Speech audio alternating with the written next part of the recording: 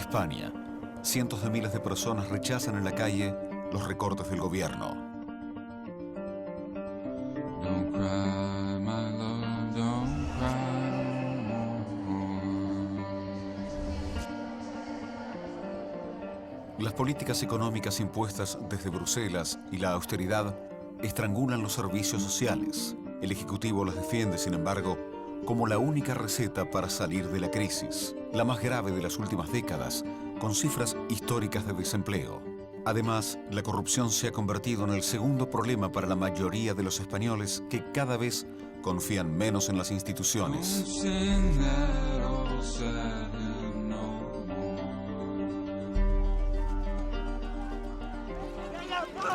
Una lucha social que llena las plazas y que también ha protagonizado duros enfrentamientos con la policía. I cannot bear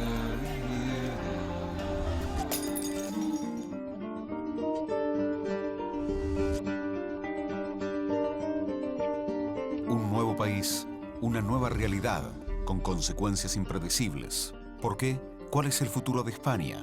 El equipo de RT en Madrid ha vivido las protestas desde dentro y ha tratado de encontrar las respuestas.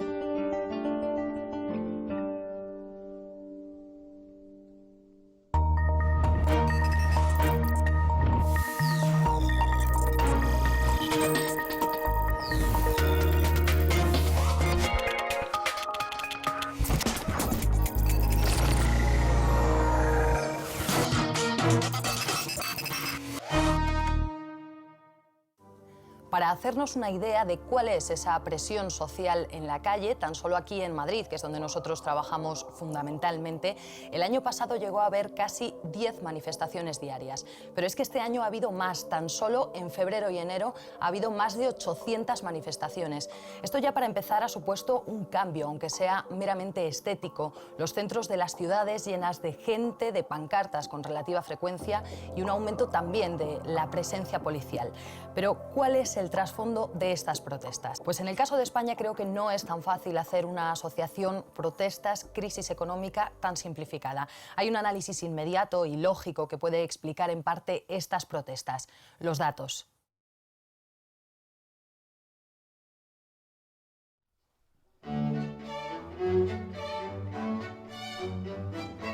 No, que no, no representan, no.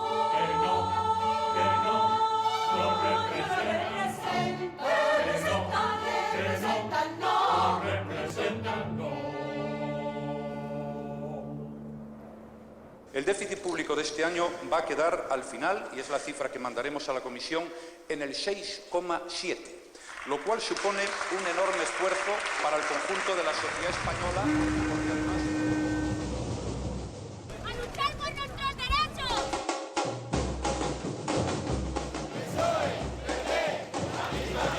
Estamos saliendo a la calle para luchar, para gritar y que se nos oiga. Si ahora no pueden pagar, ¿cómo nos podrán ayudar ellos? ¿Dónde vamos a ir? Yo no tengo casa. Que no sigan recortando, por Dios, que nos caemos. No es una crisis, es una estafa. Están arruinando el país. Es necesario que la gente se mueva.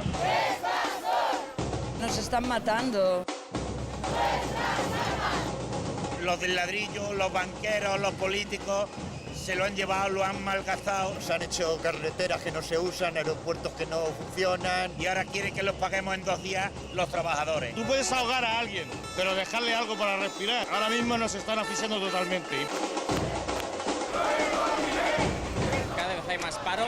La reforma laboral que ha hecho este gobierno sirve para que haya unos despidos masivos. La única solución pasa por manifestarse, por no conformarnos con esto y con a base de protestar y salir a la calle, intentar que se les caiga la cara de vergüenza y parar esta estafa.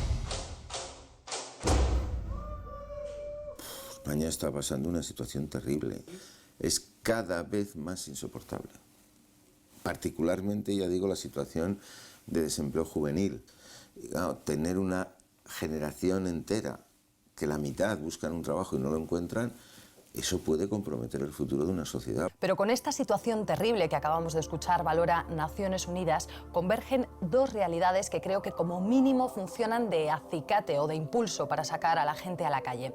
La primera sería esa capacidad de acción que han demostrado los movimientos sociales, herederos del 15M, de ese toma la plaza que dicen ellos, que son fundamentales para entender lo que está ocurriendo en España, que han señalado responsables y culpables. Vamos a visibilizar lo que realmente está pasando en este país, que es una expropiación absoluta de los bienes materiales de este país y una reorganización en beneficio de los grandes capitales de los recursos públicos del país. Y que se han atrevido a hablar de cuestiones de fondo algo farragosas o difíciles de explicar, que de alguna manera han traído a las conversaciones cotidianas términos como deuda o poder financiero y eslóganes como el que escuchábamos antes de esto no es una crisis, es una estafa. Hay una minoría financiera que para salvar sus negocios necesita sacrificar a todo el conjunto de la sociedad. Lo que ha habido es una clase política al servicio de los intereses financieros, además con mucha movilidad, ¿no? O sea, gente que es del mundo de los negocios, que pasa a la política, políticos que después pasan al mundo de los negocios. Que han cuestionado también el sistema democrático, al poder, con ese famoso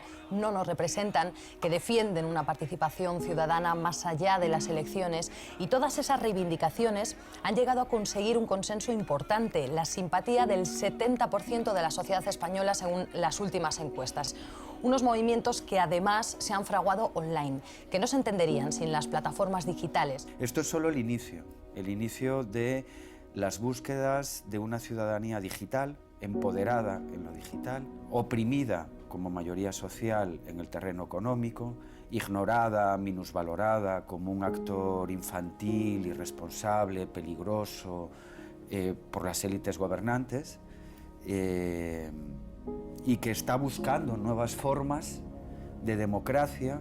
Junto a estos movimientos sociales, a los recortes, las situaciones económicas complicadas que viven miles de familias, el desempleo del que hablábamos antes, habría un tercer elemento, que es la desafección con las instituciones, con la política, con los políticos, agravada por los casos de corrupción recientes que aumentan esa irritación social y que han agigantado la brecha que existe entre la sociedad y las instituciones. Este país está en lo que podríamos llamar un final de reinado, reinado al término del cual pues está corrompido prácticamente todo. La cúpula de los partidos políticos, la patronal, en parte los sindicatos, en parte la Iglesia, sin duda la monarquía. Ese es el problema, ¿no? Que los españoles perciben que aquí ha habido mucho dinero circulando y que una parte considerable de ese dinero pues, ha ido a bolsillos particulares. Por tanto, la sensación que se tiene es esa, es decir, de que esto es corrupistán.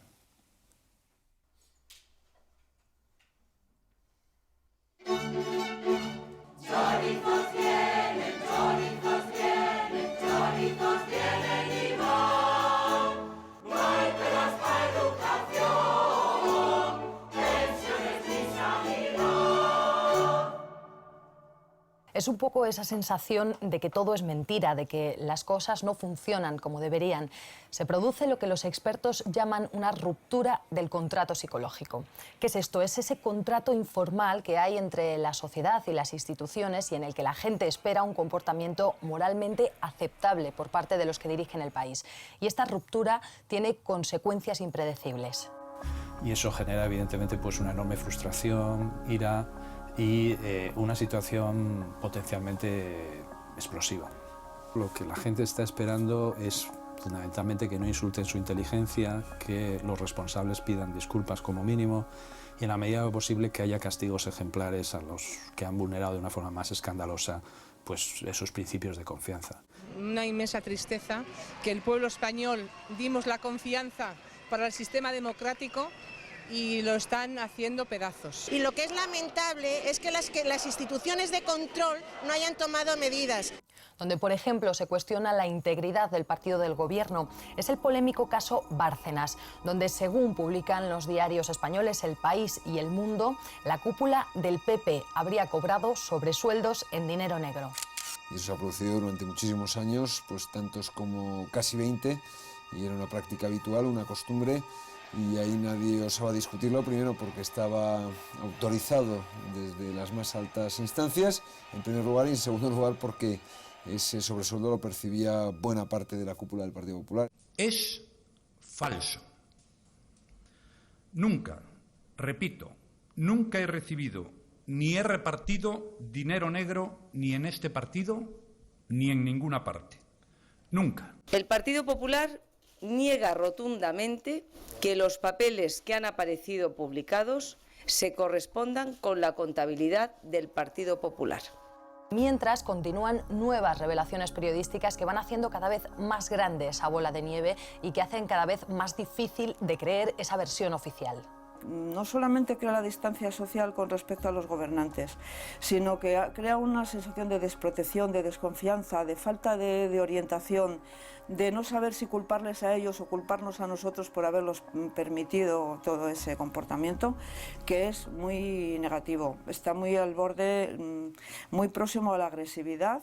Y en ese pedir responsabilidades en la calle, además del Gobierno, hay un actor fundamental, que es la Troika. El Fondo Monetario Internacional, el Banco Central Europeo, la Comisión Europea, todas esas entidades internacionales que marcan las políticas económicas y que son especialmente incisivos con los países rescatados. Y no solo aquí en España, lo hemos podido ver en la cobertura de otras protestas que hemos hecho, por ejemplo, en Portugal.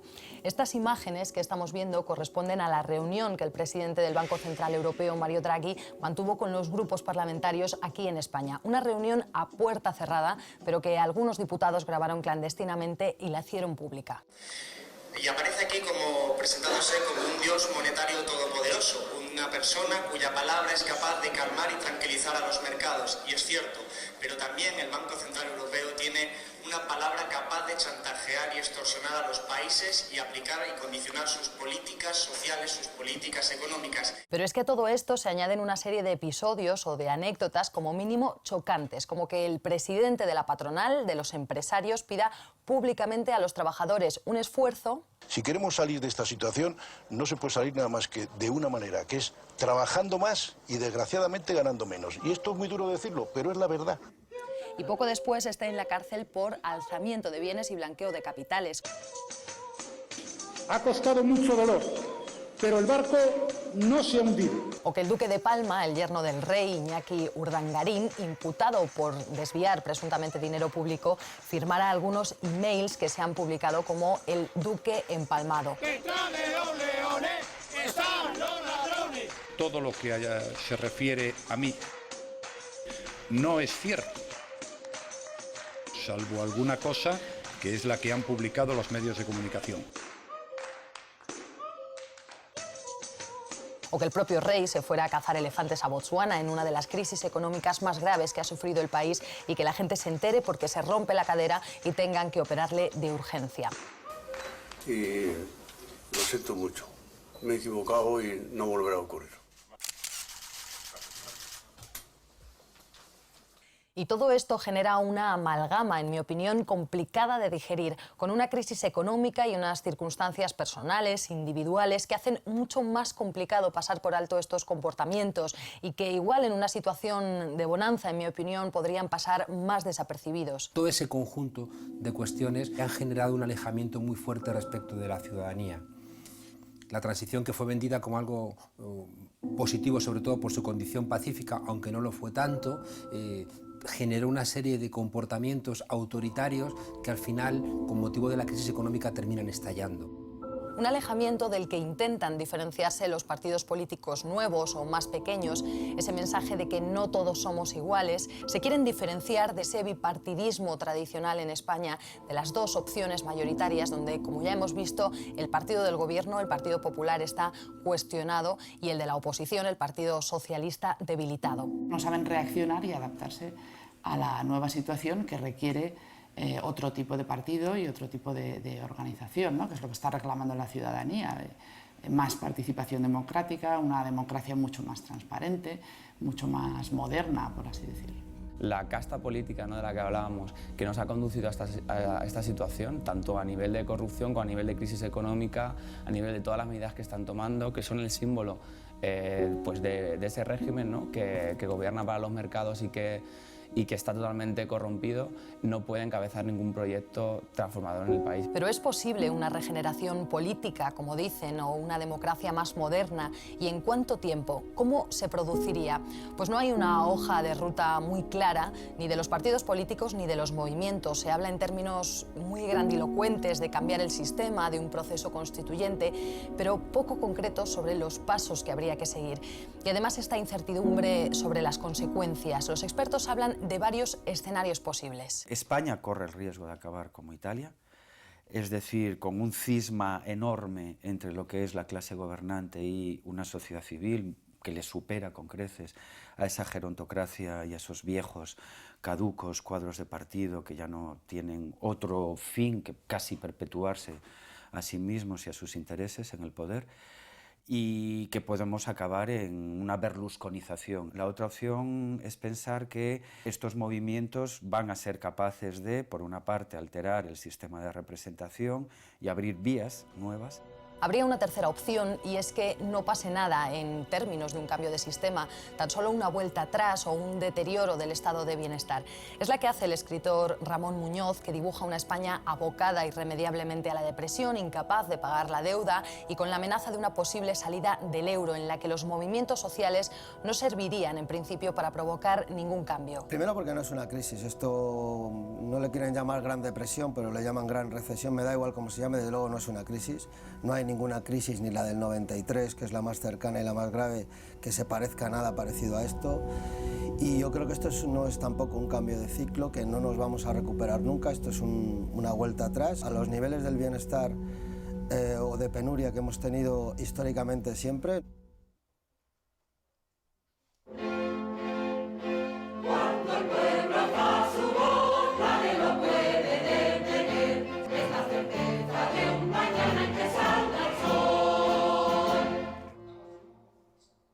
Pero ¿cómo de multitudinarias son esas protestas o cómo de representativas? ¿Significan un sentir mayoritario?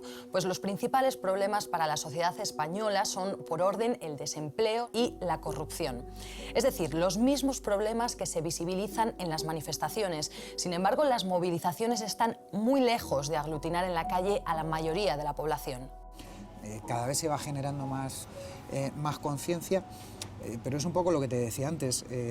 Hay una inmensa parte de la población, igual estamos hablando de un 85, un 90% de la población, que nunca se va a mover.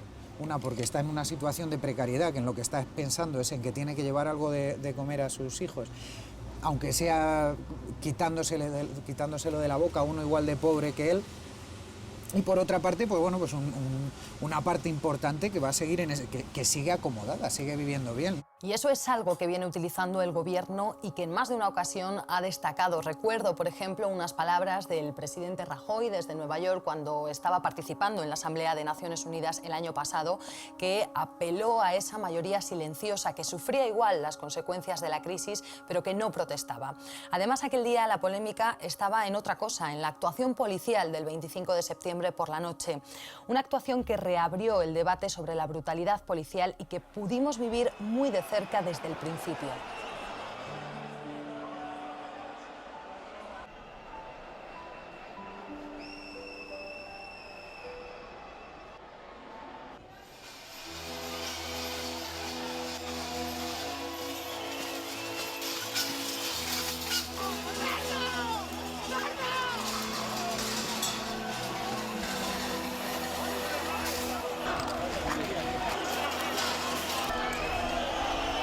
Justo en estos momentos se está produciendo una carga policial alrededor del Congreso de los Diputados.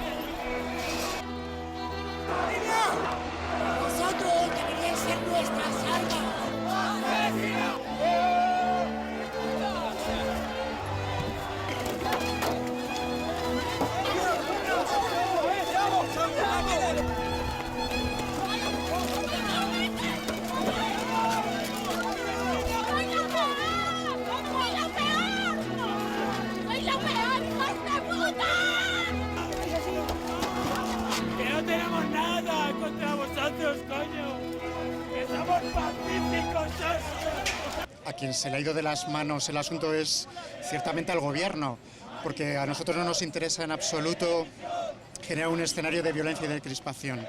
A partir de aquí comenzó a ponerse en evidencia la proporcionalidad de las cargas y a cuestionarse la actuación policial. Hubo casos posteriores, como el de Esther Quintana, que perdió un ojo durante la huelga general por el impacto de una pelota de goma, según el análisis forense, o la carga contra este niño, también durante la huelga general, y que generaron denuncias, incluida la de Amnistía Internacional. Y a raíz de un incremento de la protesta social, de que personas están saliendo a la calle para protestar por la crisis económica y los recortes sociales que están siendo impuestos, la respuesta en muchos casos por parte de las autoridades a manifestantes pacíficos está siendo uso arbitrario y excesivo de la fuerza por parte de los agentes de seguridad, así como también impunidad cuando esto ocurre. Interior, sin embargo, defiende la actuación policial y que las cargas fueron proporcionadas a la violencia de los manifestantes.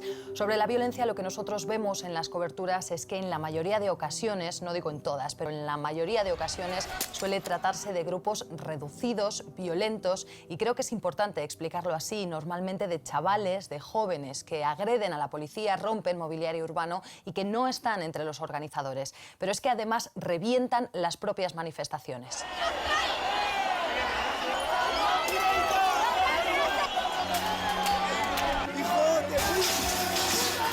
¿Me estás oyendo, coño? No vayas cubierto. ¡Vamos a pillar todo por nuestra culpa! Que no, tío, que no. ¿Queréis que me la quite? Me la quito, estoy más guapo, mola. A mí no me cogen, no creo en lo que quiera. Creo en la gente, creo en mi bandera. Creo que los que me señalan con el dedo me tienen miedo porque yo no tengo miedo. No puedo, que aquí estoy yo.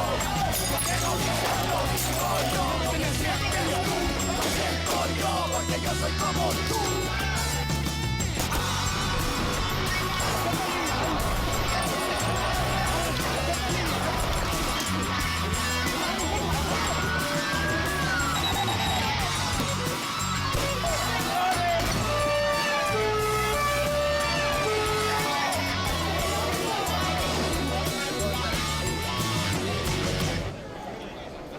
Y al otro lado están los antidisturbios, que reciben órdenes directas sobre cómo o cuándo actuar, con qué contundencia.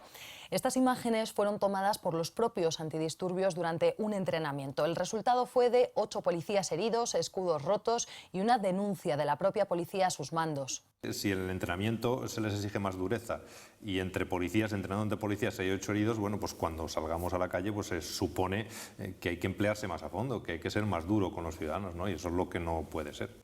Mañana salís vosotros de la portada como los cabrones, de verdad. ¡Son ellos! Un antidisturbios nos confesó que su impresión es que el gobierno estaba intentando redirigir las quejas de los ciudadanos hacia la policía y desviar así la atención de los verdaderos motivos de las protestas. Primero, ponernos en la diana de las quejas de los ciudadanos. Y después, con sus actitudes y con la gente que han nombrado estos políticos, vemos que el cuerpo ha ido hacia atrás en derechos de los policías, en derechos sindicales y, en fin, en unas cosas que nosotros creíamos que eran ya del pasado y están volviendo ahora.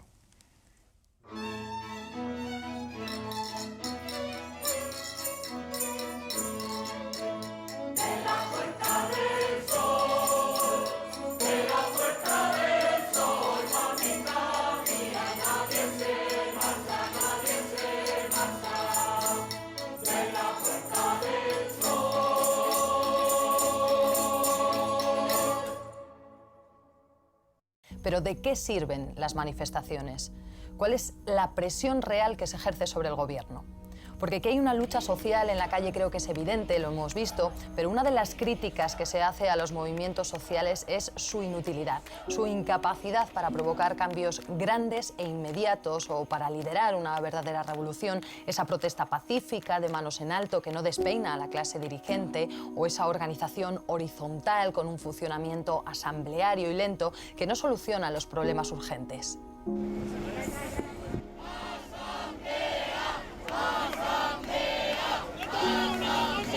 A pesar de las constantes amenazas, las manipulaciones mediáticas decenas de miles de personas dijimos alto y claro que no tenemos miedo y que no vamos a pararnos hasta que dimitan y se inicie un proceso constituyente. Pero hay un hecho único, que es el que tiene que ver con los desahucios. Es uno de los dramas sociales más graves, con los que además se han relacionado decenas de suicidios. La presión social logró que el gobierno cambiara el sentido de su voto en el Congreso y han llegado a paralizar frente a una orden judicial hasta 700 desahucios. El gobierno es el último en reaccionar, está haciendo el ridículo a nivel internacional. Gracias a todos, nosotros pensábamos que no se iba a poder parar. Ha reaccionado primero la ciudadanía, luego los jueces, luego incluso los policías y los bomberos que se han negado a hacer desahucios. Gracias, Dios lindo. Gracias, Señor. Ahora llega una sentencia del Tribunal Europeo. ¿Qué más tiene que pasar? ¿Quién más lo tiene que decir para que el gobierno de una vez por todas reaccione y haga un proyecto de ley que defienda los derechos fundamentales en este país? Y en ese camino se han ido uniendo movimientos sociales, colectivos, asociaciones de muy distintos ámbitos. Han derivado en una protesta conjunta, en un rechazo común, y eso fue la Marea Ciudadana del pasado 23 de febrero. Una protesta al final contra casi todo. En un sistema falsamente democrático, donde nuestra única participación es elegir a la élite que nos gobierne durante 4 años, que nos va a traicionar. Hay que estar porque realmente creo que la clase política y la clase financiera ya no nos representa. Cualquier recorte posible están llevándolo a cabo. Es una injusticia lo que está haciendo este gobierno. Robándonos y mintiéndonos a la cara. Y la única forma que tenemos de protestar los ciudadanos es tomando la calle. ¿Qué le ponemos en el rótulo? ¿Cómo quiere aparecer? A Luis Montes, ciudadano mareado, ciudadano mareado, ¿vale? Es alergia a la democracia lo que tiene el Banco Central Europeo y nosotros queremos aprovechar para denunciarlo. Es esa presión, ese ejercicio de desobediencia. Un gobierno que hace eso, que está expropiando y está hipotecando a la población, es un gobierno que es ilegítimo. Donde el presidente del gobierno, representante del Partido Popular, dice que ha incumplido su programa, no dimite, ¿no? La obsolescencia de nuestro sistema político es comparable a la obsolescencia de un Mubarak. Así de duro. Un grito mudo.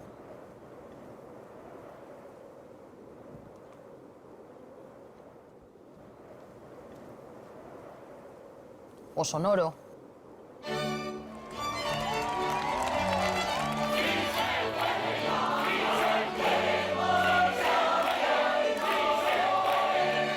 Que le escuchen o no, seguirá oyéndose en España.